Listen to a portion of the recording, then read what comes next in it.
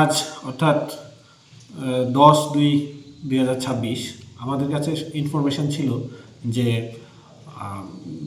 একটি গাড়ি illegal timber নিয়ে কলেজ রুট বরাবর যাচ্ছে। যথারীতি আমাদের ইনফরমেশন মোতাবেক আমার স্টাফ আমার পার্সোনাল ভেহিকেল যে এসডিএফও যে পার্সোনাল ভেহিকেল ইউজ করে ওই ভেহিকেলটা নিয়ে ওই রুটে ওদের পেছনে ধাওয়া করে। কিছুক্ষণ যাওয়ার পর দেখা যায় যে পেছন থেকে আরেকটা খালি গাড়ি ওদের কে ফলো করছে।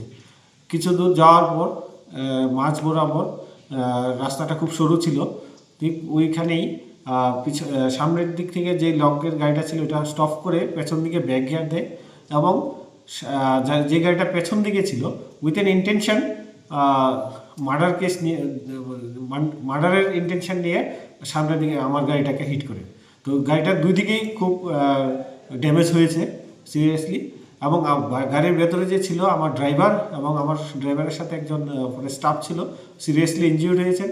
কিন্তু আরও দুজন অফিসার ছিলেন ভেতরে, ওনারাও মাইনর ইনজুরিস হয়েছেন। এটা একটা কনস্পিরেসি।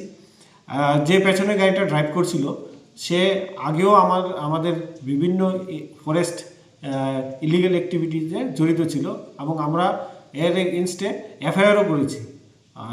এই জিনিসটা আমরা সবাইকে বলতে চাই যে এই ধরনের ইলিগাল অ্যাক্টিভিটিস নিয়ে যারা জড়িত আছেন আমরা তাদেরকে ছাড়ব না, যথারীতি আইনের ব্যবস্থা নেব।